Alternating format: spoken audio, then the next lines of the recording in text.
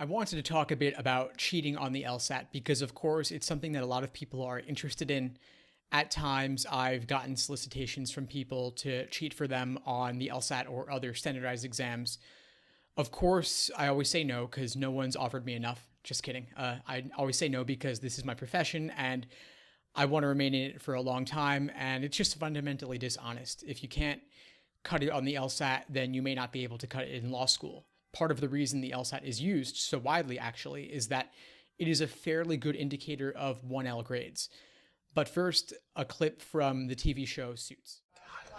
That woman with Rachel, I took the LSATs for her a couple of years ago. If she saw me, she could blow my cover. Oh, really? And how would that go? Excuse me, when I was cheating for my LSATs, that was the guy who took the test for me? Come on. It could go down like that. You don't know. People say things.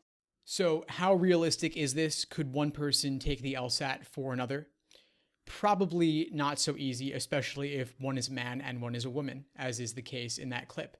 So you've got to upload a photo of yourself to LSAC's website. You've got to bring in a photo.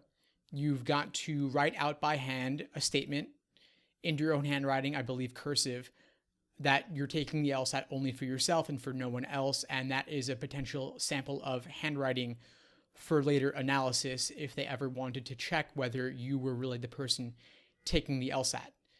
The other thing to be aware of course, is that the writing sample is going to be yet another sample of whether it's really you writing it down, whether it's really you taking the LSAT. And once the writing sample goes digital and you can complete it from home in your own room, potentially with your own computer, there will likely be some sort of webcam surveillance. And so you would be shown on the camera as you're typing out your writing sample. And so maybe you could do that part yourself and have someone else going to do the other parts of the exam for you, the parts that are scored.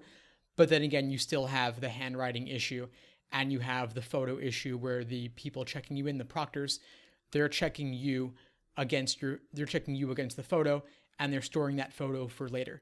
And so the person who takes the LSAT had better look like whoever shows up later.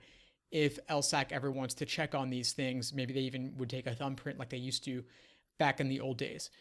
Another thing to consider is that LSAT testing centers probably have security cameras for surveillance, but those tapes could potentially be pulled in the future if they ever wanted to check you against the person who took the LSAT for you.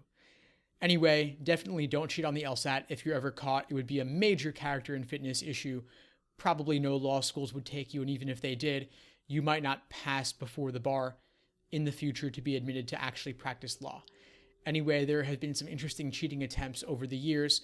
I'll link to an article on my website where I go through them in more depth below this video if you'd like to find out more.